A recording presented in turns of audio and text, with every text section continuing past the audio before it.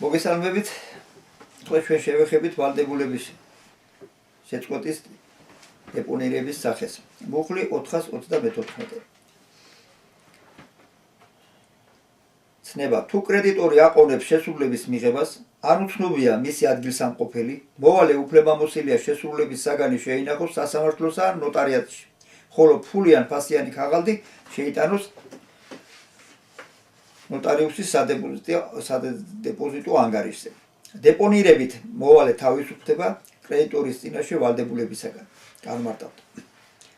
აღნიშნული მუხლის პირველი ნაწილით მოიაზრება, რომ მოვალეს შეუძლია ვალდებულება შეწყვიტოს შესრულების საგნის დეპონირებით, თუ კი საამისოდ არსებობს განსაზღვრული წინაპირობები, სახელდოდ კრედიტორი რეალურად აყოვნებს შესრულების საგნის მიღებას. შესრულების საგანს უნდა წარმოადგენდნენ მხოლოდ მოძრავი ნივთები, მათ შორის ფული და სხვა ფასიანი ქაღალდები. უცნობია კრედიტორის ადგილსამყოფელი.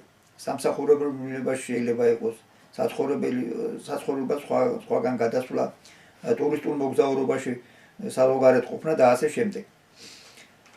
ინფორმაციის არარსებობა კრედიტორის პიროვნების შესახებ. თუ კრედიტორი გარდაიცვალა და მოვალისათვის უცნობია მისი უფლებამონაცვლე ან და მემკვიდრეებს შორის არსებობს დავა შესრულების მიღებაზე და ასე შემდეგ.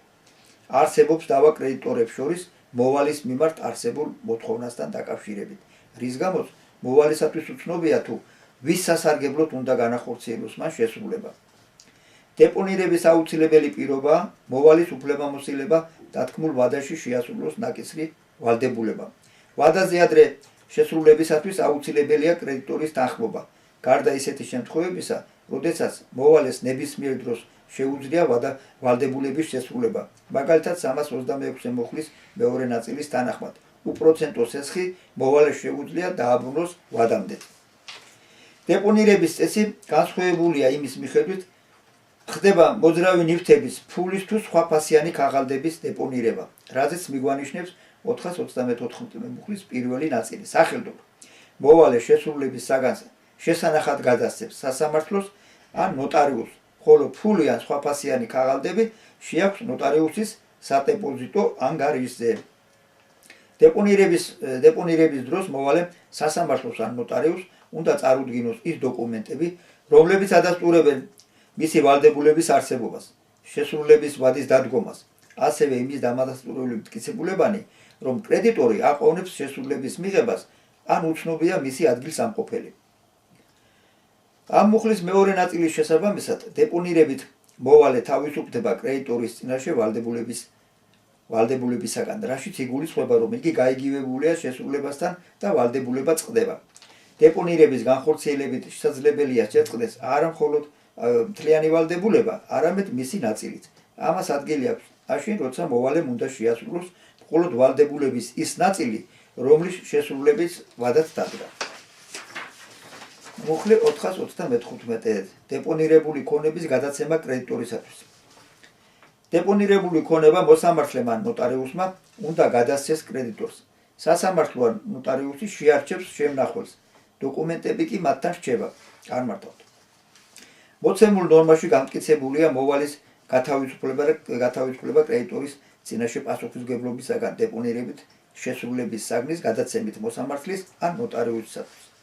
ცხადია, რომ არც სასამართლო და არც სანოტარო ბიურო არ წარმოადგენენ შემნახვალ დაწესებულებებს. ამდენად, მათ შესრულების საგანი უნდა გადასცენ შემნახველს, რომელიც უზრუნველყოფს მის შენახვას მანამდე, სანამ კრედიტორი არ მიიღებს მას.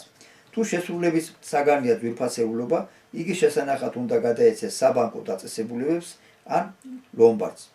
საყოფაცხოვრებო დანიშნულების შესრულების საგანი უნდა ჩაბარდეს შესანახად რომელიმე საწყობს. შესრულების საგნის ჩაბარების მიუხედავად, საგანთან დაკავშირებული ყველა დოკუმენტი რჩება სასამართლოში ან ნოტარიუსში. თუ შესრულების საგანია ფული ან სხვა ფასიანი ქაღალდები, 434 მუხლის თანახმად ისინი შეიტანება ნოტარიუსის სადეპოზიტო ანგარიშზე. მუხლი 436. დეპონირება უნარიანი საგნები.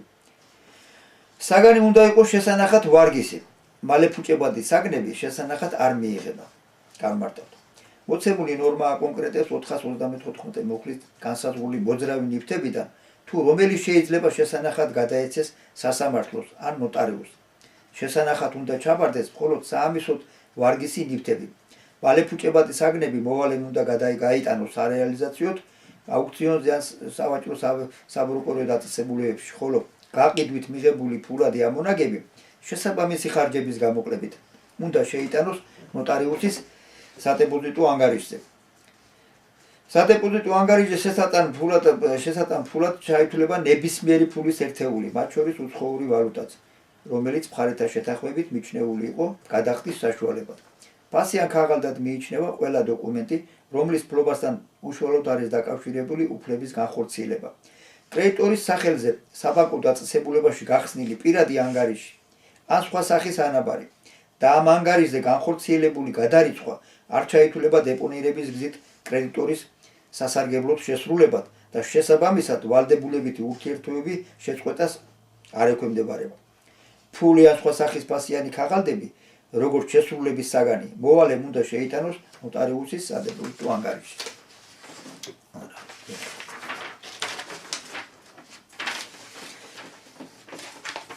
მუხლი 427. შენახვის ადგილი. შენახვა უნდა მოხდეს შესრულების ადგილის მიხედვით. განმარტავ. შესრულების საგნის შენახვის ადგილია ის ადგილი, სადაც მოვალე ახორციელებს ვალდებულების შესასრულებელ ბოლო მოქმედებას. ასე არის განმარტებული 362 მუხლში. თუ შესრულების ადგილი არ არის განსაზღვრული კანონით ან მხარეთა შეთანხმებით და არც ვალდებულებითი ურთიერთობის არსიდან გამომდინარეობს, მაშინ შესრულების ადგილად უნდა იქნეს მიჩნეული ინდივიდუალურად განსაზღვრული საგნის შემთხვევებში ის ადგილი, სადაც ნივთი ვალდებულების წარმოშობის მომენტისათვის იმყოფებოდა, ხოლო გვაროვნულად განსაზღვრული საგნის შემთხვევებში ის ადგილი, სადაც იმყოფება მოვალის საწარმო, ან სადაც არის მოვალის საცხოვრებელი ადგილი. იმ შემთხვევაში, როდესაც მოვალე დეპონირებას ახდენს სხვა ადგილის მიხედვით და ამის გამო კრედიტორს წარმოეშვება დამატებითი ხარჯები, ეს ხარჯები უნდა აანაზღაუროს მოვალემ. თუ დეპონირება ხდება სასამართლოში, იგი უნდა განხორციელდეს რაიონულ საქალაქო სასამართლოში. მუხლი 428. კრედიტორისაგან საგნის მიღების მოთხოვნა. შესრულების საგნის შესანახად მიღების შესახებ სასამართლო ან ნოტარიუსი ატყობინებს კრედიტორს და მოითხოვს მისგან საგნის მიღებას. განმარტავთ. აღნიშნული ნორმის შინაარსიდან გამომდინარეობს, რომ დეპონირების გზის შესრულების საგნის კრედიტორისათვის გადაცემის პროცესში ერთვება სასამართლო ან ნოტარიუსი, რომლებიც ატყობინებენ კრედიტორს შესრულების საგნის შესანახად მიღების შესახებ და მოითხოვენ მისგან მის მიღებას. შეტყობინების ხარჯები განეკუთვნება დეპონირების ხარჯებს და 429 მუხლის თანახმად იგი უნდა გადაიხადოს კრედიტორმა. სირთულე წარმოიშვება მაშინ, როცა უცნობია კრედიტორის ვინაობა ან მისი ადგილსამყოფელი. ასეთ შემთხვევებში მოსამართლემ ან ნოტარიუსმა უნდა შეატყობინონ ყველა იმ პირს, ვინც შეიძლება დაკავშირებული იყოს კრედიტორთან, ან შესაძლოა რაიმე კავშირი ჰქონდეს არსებულ მოთხოვნასთან.